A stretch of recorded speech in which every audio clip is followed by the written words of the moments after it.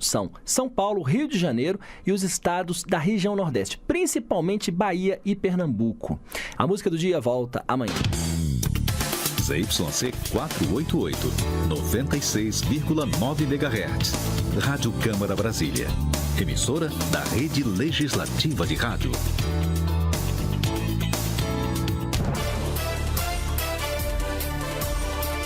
Câmara é notícia.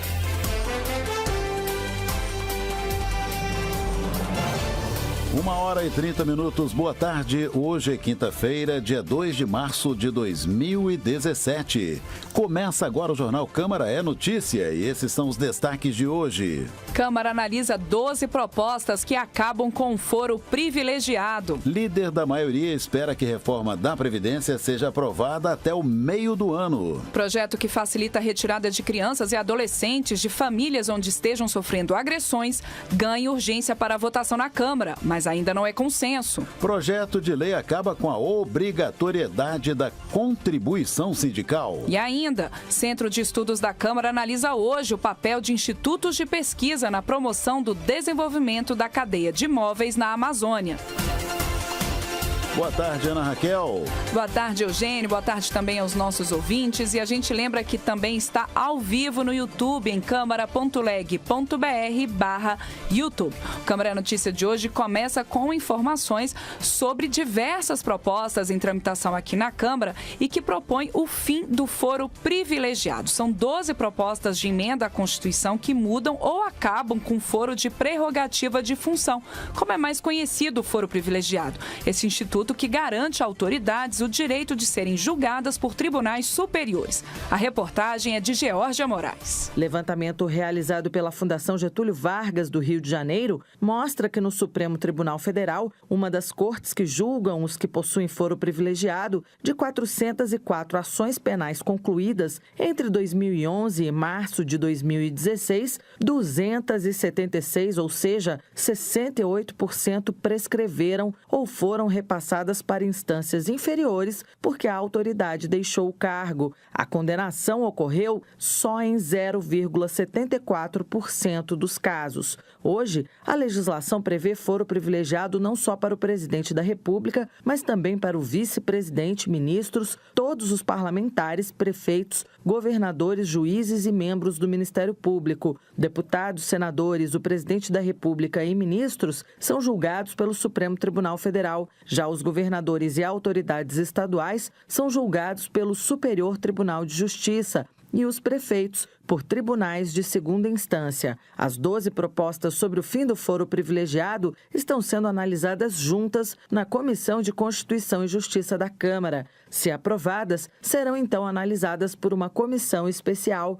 Autor de uma delas, o deputado Rubens Bueno, do PPS do Paraná, quer evitar que as autoridades deixem de ser julgadas. O Supremo Tribunal Federal tem a sua função precípua, o questionamento com relação à Constituição da República, e não crime de A ou de B ou coisa parecida, que tem que fazer um inquérito. Veja o que tem acontecido, por exemplo, com a Lava Jato. Tem milhares de processos, cujos processos demandam tempo e trabalho dia e noite e não vencem. Então, nós temos milhares de juízes espalhados pelo Brasil que podem dar conta, na primeira instância, disso. E em julgamento em segunda instância, colegiadamente, já pode o condenado ser preso, que é o que está sendo agora afirmado pelo Supremo Tribunal Federal. Já o deputado Léo de Brito, do PT do Acre, acha que o fim do foro privilegiado deve ser melhor debatido. Nós estamos num momento de muita conflagração, um momento de muita animosidade política no país, que muitas vezes quer fazer justiça com as próprias mãos e aí acaba acontecendo um afundamento. Às vezes o debate ele sai do plano da racionalidade para um plano do populismo, um plano das emoções que estão colocadas no momento. Políticos corruptos têm que ser punidos e têm que ir para a cadeia. Agora, é claro que as garantias elas devem ser preservadas para que nós não tenhamos nenhum tipo de perseguição política ou algo que pode não ser utilizado agora, mas que pode de repente ser utilizado no futuro. O fim do foro privilegiado é polêmico e divide parlamentares parlamentares e especialistas. Proposta sobre o assunto chegou a ser aprovada na Comissão de Constituição e Justiça em 2008, mas acabou sendo rejeitada em primeiro turno pelo plenário da Câmara e retirada de pauta. Da Rádio Câmara de Brasília, Geórgia Moraes. Líder da maioria espera que reforma da Previdência seja aprovada até o meio do ano. Confira com Carla Alessandra. Convidado pelo presidente Michel Temer para ocupar o cargo de líder da maioria, o deputado Lelo Coimbra, do PMDB do Espírito Santo, destaca as reformas trabalhista e da Previdência como prioridades do governo e de sua ação junto aos deputados. Para Lelo Coimbra, a reforma da Previdência é urgente e, apesar de polêmica, pode ser votada até o meio deste ano. Todas as vezes que você junta diferentes para tomar uma decisão, você vota uma linha média que possa permitir a convergência. Essa linha média que está sendo buscada na Previdência, na reforma trabalhista. No caso da Previdência, o que não for motivo de convergência, aí é voto. E vamos tentar buscar construir uma maioria que nos dê a decisão que possa sustentar as teses conforme pensa o governo. Em relação à reforma trabalhista, Lelo Coimbra destacou que muitas empresas importantes estão saindo do país, que por conta de uma legislação rígida, aumenta muito os custos de produção. As nossas empresas estão indo para o Paraguai. A Brink vai para o Paraguai agora. Nós já temos um conjunto de empresas que estão indo para o Paraguai por flexibilidade de legislação trabalhista. Nós estamos perdendo postos de trabalho para produzir lá. O líder da maioria está previsto no regimento interno da Câmara dos Deputados, mas é a primeira vez que um presidente indica um deputado para essa função. Como líder, o parlamentar pode fazer uso da palavra durante qualquer período da sessão plenária, inscrever membros do partido para fazerem uso da palavra ou ainda participar de comissões de que não são membros, podendo encaminhar a votação ou requerer verificação da mesma. Na Rádio Câmara de Brasília, Carla Alessandra. Novos coordenadores definem prioridades e estratégias das frentes parlamentares ambientalista e do agronegócio. As duas bancadas suprapartidárias costumam ter interesses antagônicos que geram debates acalorados na Câmara. A reportagem é de José Carlos Oliveira. O deputado Nilson Leitão, do PSDB do Mato Grosso, substitui o deputado Marcos Montes, do PSD Mineiro, na coordenação da maior frente parlamentar do Congresso, a da agropecuária. Leitão lembra que as reformas previdenciária e trabalhista terão forte impacto no campo e, portanto, vão merecer a atenção dos ruralistas. O deputado citou outras prioridades que podem ajudar o agronegócio a melhorar a logística e a reduzir a carga tributária e os custos de produção. Entre elas estão a proposta que regula a compra de imóveis rurais do Brasil por estrangeiros e uma legislação ambiental, segundo ele, menos restritiva aos investimentos. Só de aprovar essa lei, quase 20 bilhões de reais já vai entrar no Brasil. O Brasil tem que parar com essa ideologia de dizer que não pode estrangeiro ter terra. Já tem. O tema que está na pauta é a nova legislação ambiental. É um tema importantíssimo que vem dificultando investimentos no Brasil. E terceiro, a nossa CPI do INCRE da FUNAI, nós queremos tentar finalizá-la aí nos próximos dias. Já o deputado Alessandro Molon, da Rede do Rio de Janeiro, assume o comando da Frente Parlamentar Ambientalista no lugar do deputado Ricardo Trípoli, do PSDB paulista. Segundo Molon, o primeiro desafio será evitar o que ele chama de retrocessos no licenciamento ambiental e na proteção das terras indígenas e das unidades de conservação. A frente também quer barrar a transformação da vaquejada em patrimônio cultural e a autorização para estrangeiros comprarem terras no Brasil. Molon cita outras prioridades dos ambientalistas. Nós também temos como desafios conquistar avanços, como, por exemplo, aprovar a PEC do Cerrado, aprovar o projeto de lei do mar, garantir avanços no saneamento básico, na instalação de aterros sanitários, acabar com os lixões no Brasil. Ruralistas e ambientalistas também definiram suas estratégias. Para conquistar suas metas, Nilson Leitão aposta no poder político da Frente Parlamentar da Agropecuária, composta por 222 deputados e 24 senadores. Principalmente pelo peso político, né? No momento em que o governo federal tem tantos projetos e reformas necessárias que estão no Congresso Nacional, é claro que a frente parlamentar, que é de fato hoje a maior, que faz a diferença. A frente de trabalho da rotina dela é justamente destravar o setor carro-chefe da economia brasileira hoje. Já Alessandro Molon quer a mobilização dos setores da sociedade civil para respaldar as ações da Frente Parlamentar Ambientalista. Essa frente parlamentar conta com uma atuação muito importante da sociedade civil brasileira organizada e também de parlamentares de todos os partidos, o que dá muita força para essa frente. É claro que a gente sempre aposta no diálogo, na construção de soluções negociadas, consensuais, mas se não for possível, a gente vai para a luta para evitar qualquer tipo de retrocesso. Os embates entre ambientalistas e ruralistas também vão acontecer em torno de outros temas polêmicos em tramitação na Câmara, como a medida provisória que trata da regularização fundiária rural e urbana e que já recebeu mais de 700 emendas de parlamentares. Da Rádio Câmara de Brasília, José Carlos Oliveira.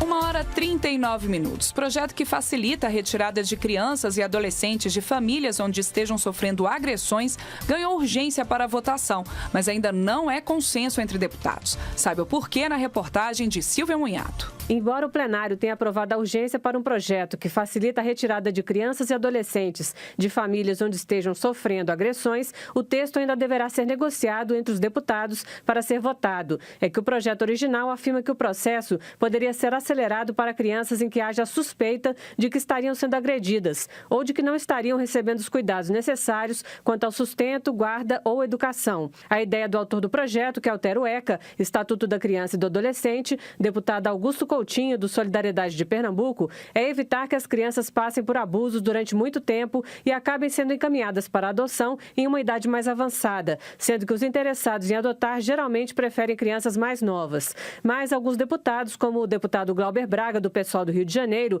querem negociar o texto. Além da questão da suspeita de maus tratos, Glauber cita a prioridade que é dada para crianças de até 5 anos. É que ela prioriza para adoção crianças de até 5 anos de idade. Então, aquela criança que tenha 7 anos, que tem mais dificuldade ainda em passar por um processo de adoção, teria uma dificuldade ainda maior se essa regra prevalecesse.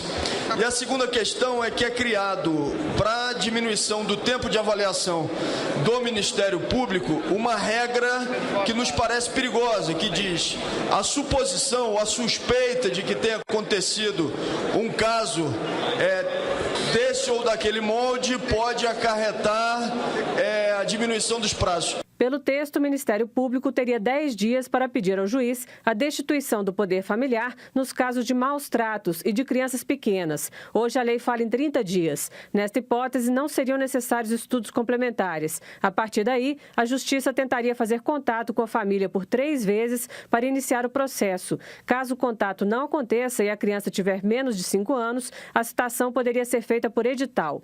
O deputado Augusto Coutinho diz que vai negociar as mudanças. Pode dar margem, como tem no texto original, a que possa se cometer um excesso e uma injustiça.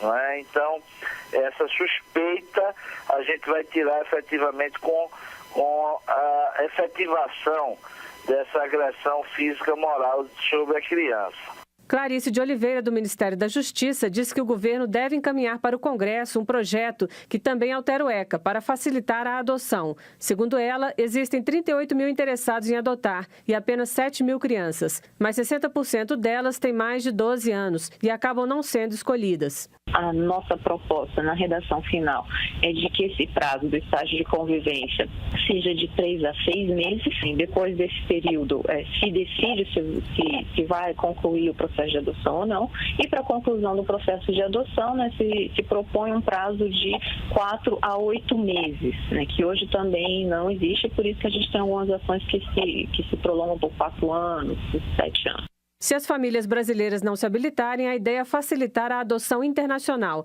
já que os estrangeiros, segundo Clarice, preferem crianças mais velhas. O projeto também vai detalhar melhor a entrega voluntária para a adoção, estabelecendo pontos como atendimento psicológico e a confirmação judicial.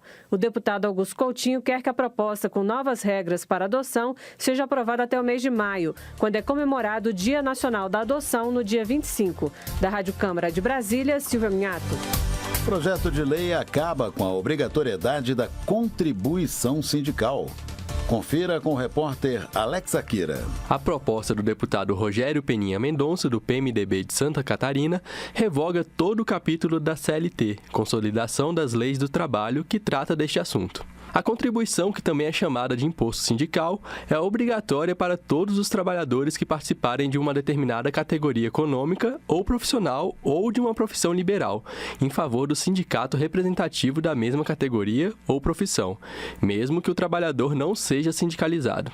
O valor equivale a um dia de trabalho por ano. Para Rogério Peninha Mendonça, cabe ao trabalhador decidir se quer ou não se sindicalizar. Primeiro é importante que se diga que a minha proposta não acaba com a contribuição sindical, ela acaba com a contribuição sindical obrigatória, que é um instrumento ultrapassado, que inclusive já deveria ser extinto lá na Constituição de 1988. Na época, os deputados constituintes aprovaram a liberdade sindical, permitindo que cada trabalhador ele possa escolher se ele quer ou não quer se filiar a um sindicato da sua categoria. Rogério Peninha Mendonça afirma que a contribuição é ruim para o próprio movimento sindical. O meu posicionamento é muito simples. Se a pessoa não quer se sindicalizar, também não precisa pagar. E é importante ressaltar também que a contribuição sindical obrigatória, como é hoje, ela contribui para a existência de entidades fracas, sindicatos fracos, acomodados, sem representatividade. Ela é, inclusive, extremamente danosa para o próprio movimento sindical. Se um sindicato quer permanecer na ativa, que sobreviva sim, mas com a contribuição voluntária, com arrecadação voluntária, que faça por merecer essa contribuição. O projeto será analisado por duas comissões, a de Trabalho e a de Finanças e Tributação. Depois, precisa ser votado pelo plenário. Da Rádio Câmara de Brasília, Alex Akira. 1h45. Uma proposta em discussão aqui na Câmara pretende acabar com aqueles documentos públicos ou privados impressos em letras pequenas ou ilegíveis. Vamos saber mais na reportagem de Idelene Macedo. Quem nunca sentiu dificuldade ao ler um documento impresso com letras minúsculas? Um projeto apresentado pelo deputado Valdir Colato, do PMDB de Santa Catarina, poderá livrar o brasileiro desse desconforto. A proposta, já aprovada na Comissão de Trabalho, de Administração e Serviço Público da Câmara dos Deputados, estabelece que documentos públicos e privados deverão ser redigidos em termos claros, com caracteres legíveis e fonte de, no mínimo, corpo 12. O texto também padroniza a numeração de documentos públicos. Relator na comissão, o deputado Cabo Sabino, do PR do Ceará, destacou a importância de se facilitar a leitura de documentos. Ele esclarece que o Código de Defesa do Consumidor já estabelece normas, mas não abrange todos os tipos de contratos. Segundo Cabo Sabino, no âmbito da administração pública, por exemplo, não existe a obrigação quanto ao tamanho da letra. Quando você padroniza todos os documentos oficiais e os contratos públicos, você garante, sim, sem sombra de dúvida, à população, de uma maneira geral, uma confiabilidade melhor nos contratos que venham a ser por eles assinados. Alan Nunes Guerra, presidente da Associação dos Notários e Registradores do Distrito Federal, diz que os cartórios já procuram evitar o emprego de letras miúdas. Como nós produzimos documentos que produzem efeitos, que têm alcance, que chegam nas mãos de todas as pessoas do Brasil, e são documentos lidos por essas pessoas, uma escritura de compra e venda de um imóvel, um registro, uma certidão de nascimento e de casamento, uma certidão de protesto, uma matrícula de um imóvel. Como todos esses documentos são muito efetivos, são muito lidos pela população, eu arrisco a dizer que eles já atingem esse objetivo. Portanto, eu sou favorável a essa proposição. O projeto, que padroniza documentos públicos e privados, foi rejeitado pela Comissão de Defesa do Consumidor. Como teve pareceres divergentes nas comissões de mérito, perdeu caráter conclusivo e deverá ser votado também pelo plenário da Câmara, mas antes será analisado pela Comissão de Constituição e Justiça. Da Rádio Câmara de Brasília, Idelene Macedo. 1h48, vamos a um rápido intervalo e no próximo bloco. Câmara lança livro sobre os desafios gerados pelo envelhecimento da população. É um instante só, nós já voltamos. Câmara é notícia.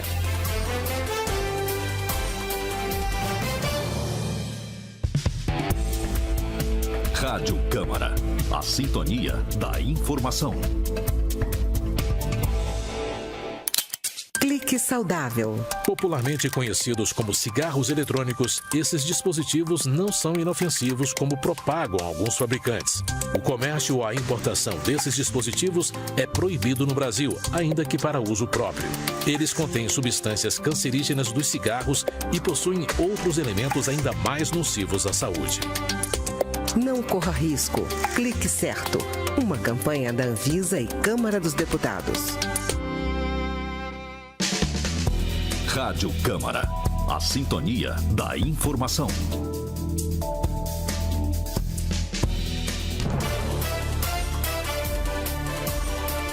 Câmara é notícia.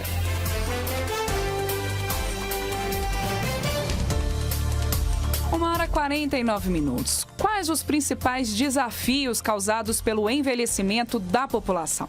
É essa pergunta que o livro lançado pelo SEDES, o Centro de Estudos e Debates Estratégicos da Câmara dos Deputados, pretende responder. A repórter Mônica Tati acompanhou o lançamento e tem as informações. O livro Brasil 2050, Os Desafios de uma Nação que Envelhece, é resultado de estudo desenvolvido por consultores legislativos da Câmara, coordenado pelo SEDES e relatado pela deputada Cristiane Brasil, do PTB do Rio de Janeiro. A obra trata de questões como previdência, saúde, mercado de trabalho, violência, educação e mobilidade. E, segundo a deputada, serve como alerta sobre as medidas que têm que ser tomadas pelos governos e pelos legisladores para garantir o envelhecimento saudável. Esse trabalho ficou muito denso e apresenta estudos muito elaborados, muito aprofundados sobre diversos prismas da realidade do envelhecimento populacional, para que seja uma provocação, um norte e também que se abram perspectivas positivas sobre o envelhecimento e o que ele pode significar, por exemplo, para a economia nacional, que a gente sabe que não só de má notícia vive o idoso, ou ele não é um peso apenas para a sociedade, ele pode ser muito útil. O coordenador do estudo, o consultor legislativo Alexandre Cândido, lembrou que a deputada Cristiane Brasil queria plantar uma semente sobre a questão do envelhecimento e que a dedicação dos consultores ampliou os objetivos do estudo. Tema que todo mundo tem um familiar idoso, tem alguém próximo de si que é idoso, e a gente vai começando a identificar dentro daquela pesquisa algo que nos é familiar. E com esse alargamento do escopo do assunto, foi consentido pelo SEDES, tornar aquele estudo um livro da série Estudos Estratégicos do SEDES, que é uma série que ela debate os principais temas, temas em evidência, colocar aqueles temas na Casa Legislativa, porque a partir dali eles começam a entrar na pauta do Congresso Nacional. O trabalho também serviu de base para a elaboração de várias sugestões legislativas para aumentar a rede de proteção aos idosos. Entre as propostas está um projeto de autoria da deputada Cristiane Brasil, que institui a política de apoio ao cuidador informal. Na opinião da parlamentar, a medida é importante para aliviar o ônus que recai sobre o familiar ou amigo que se propõe a cuidar de um idoso ou de pessoa com necessidades especiais. Da Rádio Câmara de Brasília, Mônica Tati. E hoje à tarde, o Centro de Estudos e Debates Estratégicos da Câmara recebe a partir das 2h30 2 consultores italianos especialistas em cooperação internacional e desenvolvimento regional. Eles foram convidados para falar sobre como centros tecnológicos e instituições de ensino superior e de pesquisa podem contribuir para a promoção do desenvolvimento local. Um dos convidados é Alessio Inhacarini, diretor do Centro Tecnológico Cosmob, da região Marche, na Itália. O outro é Emílio Beltrame, consultor internacional, que vai falar de um programa de desenvolvimento sustentável da cadeia produtiva de madeira e imóveis na região amazônica, promovida em parceria entre o Cosmob, o Banco Interamericano de Desenvolvimento e o SEBRAE. O debate desta quinta será transmitido ao vivo pela internet e os internautas poderão mandar perguntas aos palestrantes. Na página do SEDES na Câmara, há os links para essas participações. Para encontrar o endereço, basta digitar Centro de Estudos e Debates Estratégicos da Câmara na página de algum site de busca. O resultado do debate de hoje servirá de subsídio para um estudo a respeito das instituições de ensino superior e o desenvolvimento regional. O relator da pesquisa, o deputado Vitor Lippe, do PSDB de São Paulo, explica o objetivo do levantamento. Nós estamos há um ano aproximadamente trabalhando com 27 instituições brasileiras, ouvindo bastante, vendo as experiências que já existem no Brasil e acreditando que é possível, a partir dos campos universitários, das instituições de ensino superior que estão hoje no interior do Brasil, fazer com que elas se transformem ou que elas possam utilizar o conceito de serem centros de desenvolvimento regional. Enfim, que a gente possa efetivamente transferir o conhecimento das universidades encontrando as soluções para as economias locais. O debate nos SEDES com os consultores italianos é hoje, no plenário 13 do Corredor das Comissões da Câmara, a partir das 2h30 da tarde. 1h54. Decisão do Supremo que permite aborto até a 12ª semana de gestação continua provocando reação aqui na Câmara. Quem informa é Carla Alessandra. Parlamentares contrários à legalização do aborto pedem que o Estatuto do Nascituro seja colocado na pauta de votações do plenário da Câmara. A proposta proíbe o aborto sob quaisquer circunstâncias ao afirmar que o bebê, mesmo antes do nascimento, é um sujeito de direito e por isso tem direito à vida. Integrantes do movimento Brasil Sem Aborto fizeram uma manifestação em frente ao Supremo Tribunal Federal contra as propostas que legalizam o aborto e contra a recente decisão do tribunal de permitir o aborto até a 12ª semana de gestação, sem criminalização dos médicos ou da mulher que faz o procedimento. O líder do PROS na Câmara, deputado Eros Biondini, de Minas Gerais, participou da mobilização. Apesar de ter sido feita em frente ao Supremo Tribunal Federal, nós reivindicamos que o Estatuto do Nascituro, que já está pronto para ir ao plenário da Câmara, ele seja então pautado, que a PEC da vida, que está no Senado, ela seja pautada da mesma forma e votada. Já o deputado João Willis, do PSOL do Rio de Janeiro, afirmou que o Estatuto do Nascituro é contrário aos direitos sexuais e reprodutivos das mulheres. João Willis lembrou que nos países onde o aborto é legalizado, não houve um aumento da prática. Porque o aborto clandestino é hoje a 4ª causa de mortalidade materna e a primeira entre mulheres pobres e negras. Porque uma mulher decide quando pratica ou não aborto. Nenhum Estado proíbe ela. Essa é a verdade. E ela recorre a práticas que são inseguras, que são insalubres e que levam à morte dela. Em dezembro, o STF decidiu em favor dos médicos de uma clínica de aborto clandestino no Rio de Janeiro, que tiveram suas prisões preventivas revogadas pela Corte. Na prática, essa decisão cria o entendimento de que aborto não é crime, desde que praticado até a 12ª semana de gestação. Em 2012, o Supremo também permitiu que a gravidez pode ser interrompida em caso de gestação de bebês anencéfalos, ou seja, que nascem sem o cérebro. A legislação brasileira já permite a prática quando o feto foi gerado a partir de um estupro. Da Rádio Câmara de Brasília, Carla Alessandra. 1h57. Relator estima para fim de abril parecer sobre segurança máxima em presídios. Repórter Murilo Souza. O relator da comissão especial que analisa a criação de um regime de segurança máxima para os presídios brasileiros, deputado subtenente Gonzaga, do PDT de Minas Gerais, afirmou que o prazo de 10 sessões do plenário, previsto no regimento interno da Câmara, não será suficiente para que ele consiga apresentar um parecer sobre o assunto. Com certeza não vai dar tempo, nós já temos que providenciar uma prorrogação, porque esse tema é muito complexo, já tem muito estudo produzido que nós precisamos trazer para essa comissão, que afinal, se desde 2007 esse projeto não anda aqui na Câmara, de lá para cá tem muito acúmulo, tem CPIs, tem CPI nos estados e que nós precisamos de trazer para esse debate. Nós precisamos de buscar uma grande convergência em 10 sessões, é impossível. A comissão especial do regime penitenciário de segurança máxima foi instalada no último dia 8 e deverá se debruçar sobre 38 projetos de lei que tratam de segurança pública. Após a reunião que definiu o cronograma de trabalho do colegiado, Gonzaga informou que a estimativa inicial é que o relatório esteja pronto no fim de abril. Subtenente Gonzaga explica os principais pontos a serem discutidos e avalia que levará 2 meses para realizar audiências públicas e fazer visitas a algumas penitenciárias do país. Projetos que estão apensados ao principal, eles cuidam de 3 áreas basicamente, que é a questão do controle de comunicação através dos bloqueadores, a questão da gestão, de um pouco mais de autonomia dos gestores e a questão de medidas disciplinares para os presos. Então nós estamos dividindo essas áreas e a primeira fase é de ouvir, através de audiências públicas. A Comissão Especial do Regime Penitenciário de Segurança Máxima aprovou convite para ouvir em audiência pública a presidente do Supremo Tribunal Federal, ministra Carmen Lúcia, que preside também o Conselho Nacional de Justiça, o diretor do Departamento Penitenciário Nacional, o DEPEN, Marco Antônio Severo Silva, além de presidentes de sindicatos, associações e federações de servidores e agentes penitenciários. Da Rádio Câmara de Brasília, Murilo Souza.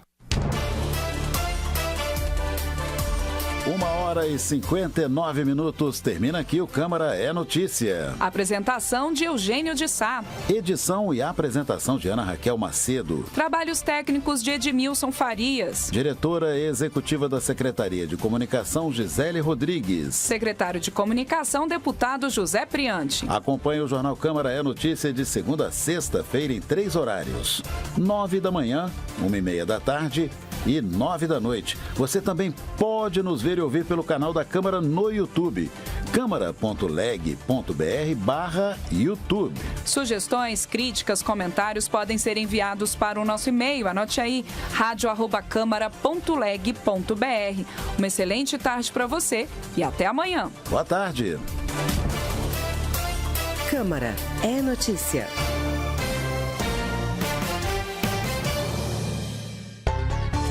ZYC 488, 96,9 MHz. Rádio Câmara Brasília, emissora da Rede Legislativa de Rádio. Todos os assuntos em discussão na Câmara dos Deputados são tema para o Câmara Debate. As audiências políticas nas comissões permanentes e temporárias, os trabalhos nas comissões parlamentares de inquérito e os detalhes das votações em plenário. Câmara Debate, de segunda a sexta, às